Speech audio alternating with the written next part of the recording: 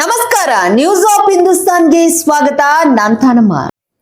ಹಿರಿಯ ಕಾಂಗ್ರೆಸ್ ಮುಖಂಡರು, ಮಾಜಿ ಸಚಿವರಾದಂತಹ ನಮ್ಮ ಮಧ್ಯಭಾಗ ಕ್ಷೇತ್ರ ಶಾಸಕರಂತ ಗೌರವಾನ್ವಿತ ಅಪ್ಪಾಜಿ ನಾಡಗೌಡ ಸಾಹೇಬರು ಅವರಿಗೆ ಸಚಿವ ಸ್ಥಾನ ತಪ್ಪಿದ ಹಿನ್ನೆಲೆಯಲ್ಲಿ ಒಂದು ಅಭಿಪ್ರಾಯ ವ್ಯಕ್ತಪಡಿಸ್ತಾ ಈ ಜಿಲ್ಲೆಯಲ್ಲಿ ಹಾಲುಮತ ಸಮಾಜದ ಒಬ್ಬರನ್ನ ಜಿಲ್ಲಾ ಪಂಚಾಯತಿ ಅಧ್ಯಕ್ಷ ಮಾಡುವಂತ ಸಂದರ್ಭದಲ್ಲಿ ನಾವು ಬಹಳಷ್ಟು ಸರ್ಕಸ್ ಮಾಡ್ಬೇಕಾಗಿ ಬಂತು. ಆ ಸರ್ಕಸ್ ಮಾಡುವಂತ ಪರಿಸ್ಥಿತಿ ನಿರ್ಮಾಣ ಮಾಡಿದವರೇ ಎಂ.ಬಿ. ಪಾಟೀಲ್ ಅನ್ನಂತ ಮಾತನ್ನು ಹೇಳಿದ್ದಾರೆ. ಈಗ ಜಿಲ್ಲಾ ಪಂಚಾಯತ್ ಅಧ್ಯಕ್ಷ ಯಾರಾಗಿದ್ದೇವೆ ನಾವೆಲ್ಲರೂ ಇಲ್ಲಿ ಇದ್ವಿ. ಸಂಗೀತ ದಿನ್ನಿಯವರಾಗಿರ್ಬೋದು, ನಾವು ಆಗಿರ್ಬೋದು, ಮೇಟಿಯವರಾಗಿರ್ಬೋದು ಇದ್ವಿ. ಆದ್ರೆ ಅವರು ಹೇಳಿಕೆ ಪೂರಕವಾಗಿ ಹತ್ತದರ ನಮ್ಮ ಜಿಲ್ಲಾ ಪಂಚಾಯತಿ ಅಧ್ಯಕ್ಷ ಆಗೋ ಮಂದಿ ತಪ್ಪಿಸುವಂತ ಪ್ರಯತ್ನ ಎಂ.ಬಿ. ಪಾಟೀಲ್ ಆಗಿಲ್ಲ. ಬದಲಾಗಿ ಸಂಖ್ಯೆಗಳ ಕೊರತೆ ಇದ್ದಾಗೂ ಕೂಡ ಮತ್ತು ಎಲ್ಲಾ ರೀತಿಯಿಂದ ತನುಮನ ಧನದಿಂದ ಅವರು ಮಾಡಿದ್ದಾರೆ. ಪ್ರಾಮಾಣಿಕವಾಗಿ ಹೇಳ್ತಾ ಇದ್ದೀವಿ. ನಾವು ಮೇಟಿಯವ್ರು ಆಗೋ ಮುಂದೆ JDS ಬೆಂಬಲ ಬೇಕಾಗಿತ್ತು. ಕುಮಾರಸ್ವಾಮಿ ಜೊತೆ ಮಾತಾಡಿ ಬೆಂಬಲ ತಗೊಂಡ್ರು. ನಮ್ಮ ಶ್ರೀಮತಿ ಸುಜಾತಾ ಕಳ್ಳಿಮನಿಯವರು ಅಧ್ಯಕ್ಷ ಆಗೋ ಮುಂದಂತೂ ಭಾರಿ ರೋಚಕ ಕಾಳಗ. ನಿಮ್ಗೆಲ್ಲ ಗೊತ್ತಿದೆ. ಸರ್ಕಾರ ಇರ್ಲಿಲ್ಲ, ಸಂಖ್ಯೆ ಇರ್ಲಿಲ್ಲ. ನಾವು JDS ಇತ್ತು, ಪಕ್ಷೇತರದು. ಆಮೇಲೆ ನಮ್ ಬೆಂಬಲ ಘೋಷಿಸಿ ಮತ್ತೆಲ್ಲೋ ಯಾರೋ ಬಿಜೆಪಿ ಅವರನ್ನು ಕಿಡ್ನಾಪ್ ಮಾಡ್ಕೊಂಡು ಹೋದ್ರು. ಇದೆಲ್ಲ ಒಂದು ಸವಾಲನ್ನ ಚಾಲೆಂಜ್ ಆಗಿ ಸ್ವೀಕಾರ ಮಾಡಿ ಒಬ್ಬ ಹಿಂದುಳಿದ ವರ್ಗದ ಹೆಣ್ಣು ಮಗಳಿಗೆ ಜಿಲ್ಲಾ ಪಂಚಾಯತ್ ಅಧ್ಯಕ್ಷ ಸ್ಥಾನದಲ್ಲಿ ಕೂಡ್ಲಿಕ್ಕೆ ಒಂದು ಸೇವೆ ಮಾಡ್ಲಿಕ್ಕೆ ಅವಕಾಶ ಮಾಡಿಕೊಟ್ಟಂತವ್ರು ಎಂ.ಬಿ. ಪಾಟೀಲ್. ಅದಕ್ಕಾಗಿ ಅದು ತಪ್ಪು ಸಂದೇಶ ಹೋಗಬಾರ್ದು ಅನ್ನೋ ಕಾರಣಕ್ಕಾಗಿ ಅದನ್ನ ನಾವು ಅದು ಹೇಳಿದ್ದು ಸರಿಯಲ್ಲ ಅನ್ನೋದು ಮಾತನ್ನು ಹೇಳ್ತಾ, ಜೊತೆಗೆ ನಾವು ಸ್ವತಂತ್ರ ಭಾರತದಲ್ಲಿ 75 ವರ್ಷಗಳಾಯ್ತು. ಬಿಜಾಪುರ ಜಿಲ್ಲೆಯಲ್ಲಿ ವಿಶೇಷವಾಗಿ ಹಾಲ್ಮತ್ ಸಮಾಜದಿಂದ ಇಲ್ಲಿವರೆಗೆ ಯಾರು ಒಬ್ರು ಶಾಸಕರಾಗಿಲ್ಲ. ಈಗ ನಾವು ಸಾಕಷ್ಟು ಜನ ಎಲ್ಲಾ ಮತಕ್ಷೇತ್ರಗಳಲ್ಲಿ ಅರ್ಹರಿದ್ದಾರೆ, ಕೆಪೇಬಲ್ ಇದ್ದಾರೆ. ನೀವು ಯಾವುದೇ ಕ್ಷೇತ್ರದಲ್ಲಾಗ್ಲಿ, ಯಾರನ್ನೇ ಒಬ್ಬರನ್ನಾಗ್ಲಿ ಕೇವಲ ನನ್ನ ಸಲುವಾಗಿ ಅಂತ ಹೇಳೋದಿಲ್ಲ. ಯಾರಿಗೆ ಮಾಡಿ ಅದು ಬಹುದಿನಗಳ ಬೇಡಿಕೆಯನ್ನ, ಒಂದು ಕೊರಗನ್ನ ಎಲ್ಲರೂ ಕೂಡ ಒಕ್ಕಟ್ಟಾಗಿ ಅದನ್ನ ನೀಗಿಸ್ಬೇಕು ಅನ್ನೋಂತ ಮಾತನ್ನ ಈ ಸಂದರ್ಭ ಹೇಳ್ತೀವಿ. ಯಾಕಂತಂದ್ರೆ ನಾವು ಹಾಲ್ಮತ್ ಸಮಾಜ ನಮ್ಮ ಸಿದ್ದರಾಮಯ್ಯ ಸಾಹೇಬರ ಒಂದು ಬೆಂಬಲಕ್ಕೆ 90% ನಿಂತಿದೆ. ಮತ್ತೆ ಎಲ್ಲಾ ಕ್ಷೇತ್ರಗಳಲ್ಲಿ ನಾವು ನಿರ್ಣಯಕ್ಕಿದ್ದೀವಿ. ಆದಾಗೂ ಕೂಡ ನಾವು ಕೇವಲ ಮತದಾರಾಗಿ ಉಳಿದಿದ್ದೀವಿ. ಏನಾದ್ರು ಅವಕಾಶ ಸಿಕ್ಕಿದಪ್ಪ ಅಂದ್ರೆ ಜಿಲ್ಲಾ ಪಂಚಾಯತ್ ಅಧ್ಯಕ್ಷ ಸ್ಥಾನ ಕೊನೆ ಆಗ್ಬಿಟ್ಟಿದೆ ನಮಗೆ. ಅದಕ್ಕೆ ಎಲ್ಲರೂ ಸೇರಿ ಅದು ಕೊರಗನ್ನು ನೀಗಿಸ್ಬೇಕು. ಯಾವ ರೀತಿ ಸಂವಿಧಾನದಲ್ಲಿ ಆಗ್ಲಿ ಅಥವಾ ಬಸವಣ್ಣವರಾಗ್ಲಿ ಸಮಬಾಳು ಸಮಪಾಲು ಇದೆ, ಅಧಿಕಾರದಲ್ಲೂ ಕೂಡ ಸಮಪಾಲು ಸಿಗ್ಬೇಕು ಅನ್ನೋಂತ ನಮ್ಮ ಬೇಡಿಕೆಯನ್ನ ಅವರು ಈಡೇರಿಸಬೇಕಂತ ವಿನಂತಿಯನ್ನ ತಮ್ಮ ಮೂಲಕ ಅವ್ರಿಗೆ ಎಲ್ಲರೂ ನಾಯಕರಿಗೆ ಮಾಡ್ಲಿಕ್ಕೆ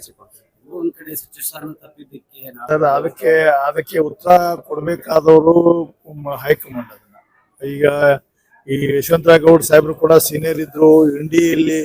ಇಲ್ಲಿವರೆಗೂ ಇಂಡಿ ಮತಕ್ಷೇತ್ರದಿಂದ ಯಾರೊಬ್ರು ಸಚಿವರಾಗಿರ್ಲಿಲ್ಲ. ಬಹಳ ಬೇಡಿಕೆ ಜೆನ್ಯೂನ್ ಇತ್ತದು, ಅಲ್ಲೂ ಸಿಗ್ಲಿಲ್ಲ. ನಮಗೂ ಕೂಡ ನಿರಾಶೆ ಆಗಿದೆ.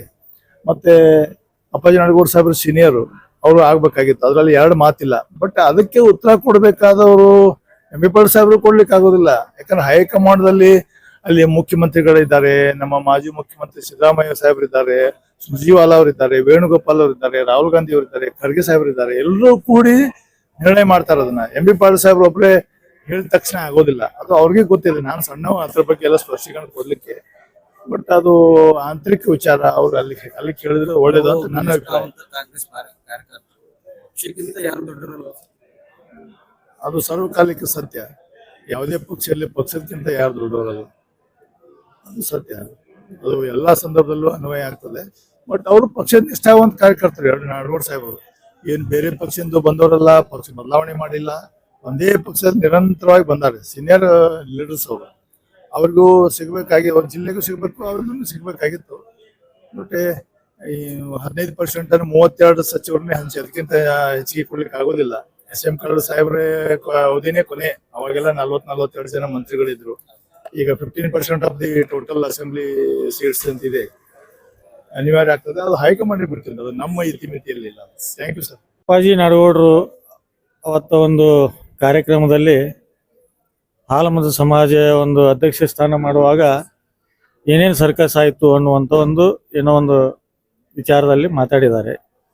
ಅದು ಯಾವ ವಿಚಾರಕ್ಕೋಸ್ಕರ ಮಾತಾಡಿದ್ರು, ಯಾವ ಸಂದರ್ಭದಲ್ಲಿ ಮಾತಾಡಿದ್ರು, ಎದಕ್ಕೋಸ್ಕರ ಮಾತಾಡಿದ್ರು ಅನ್ನೋದು ನನಗೆ ಕ್ಲಿಯರಿಟಿ ಇಲ್ಲ. ಅದನ್ನ ನಾನು ಹೋಗಿ ವಿಚಾರ ಮಾತಾಡ್ತೀನಿ ಅವ್ರ ಹತ್ರ. ಅವರು ಅಂದಿರಬಹುದು, ನಾನು ನೀಲಮ್ಮ ಮೇಟಿ ಅಧ್ಯಕ್ಷರು ಮಾಡಿ ನಮ್ಮ ಮೆಜಾರಿಟಿ ಇರಲಿಲ್ಲ. ಒಂದು ಪಕ್ಷೇತರ 3 JDS 18 ಕಾಂಗ್ರೆಸ್ ಅನ್ನು ತಗೊಂಡು ನಾವು ಅಧ್ಯಕ್ಷರಾದಂಥ ಒಂದು ಸಂದರ್ಭ. ಅದಕ್ಕೆ ಸರ್ಕಸ್ ಅಂತೇಳಿ ಏನಾರ ಅವ್ರ ಅಂದ್ರು ಅಥವಾ ಏನೇ ನಮ್ಮ ಸ್ಥಾನವನ್ನು ಕಳ್ಳಿಮನಿಯವರು ಆಗುವ ಹೊತ್ನಾಗೂ ಬಹಳ ಒಂದು ದೊಡ್ಡ ಸರ್ಕಸ್ ನಡೀತು. ಬಿಜೆಪಿ ಕಾಂಗ್ರೆಸ್ನವ್ರು ಬಿಜೆಪಿ ಅವರು ಇಲ್ಲಿ ಹೋದ್ರು, ಬಿಜೆಪಿ ಅವರು ಕಾಂಗ್ರೆಸ್ನಲ್ಲಿ ಬಂದ್ರು. ಇಂಥ ಒಂದು ದೊಡ್ಡ ಸರ್ಕಸ್ ನಡೆದಾಗ ಆ ಉದ್ದೇಶಕ್ಕೆ ಏನಾರ ಸರ್ಕಸ್ ಅಂದ್ರು, ಯಾವ ರೀತಿಯಾಗಿ ಸರ್ಕಸ್ ಅಂದ್ರು ಏನೋ ಗೊತ್ತಿಲ್ಲ. ಅವರಿಗೆ ಮಾನ್ಯ ಸಚಿವರು ನಮ್ಮ ಎಂ ಬಿ ಪಾಟೀಲ್ ಸಾಹೇಬರು, ಅವರು ಹಿರಿಯ ರಾಜಕಾರಣಿಗಳು, ಮತ್ತು ಬಿ ಎಂ ಪಾಟೀಲ್ ಸಾಹೇಬರ ಒಂದು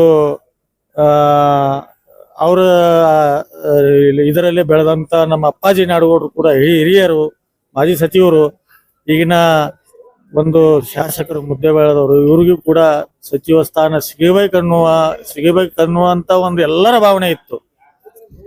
ಅವ್ರ ಹಿರಿಯರು ಇದಕ್ಕೆ ಪಕ್ಷ ಏನ ತೀರ್ಮಾನ ತಗೊಂತೈತಿ, ಪಕ್ಷ ಏನ್ ಹೇಳತೈತಿ, ಅದು ಪಕ್ಷಕ್ಕೆ ಬಿಟ್ಕೊಟ್ಟ ವಿಷಯ.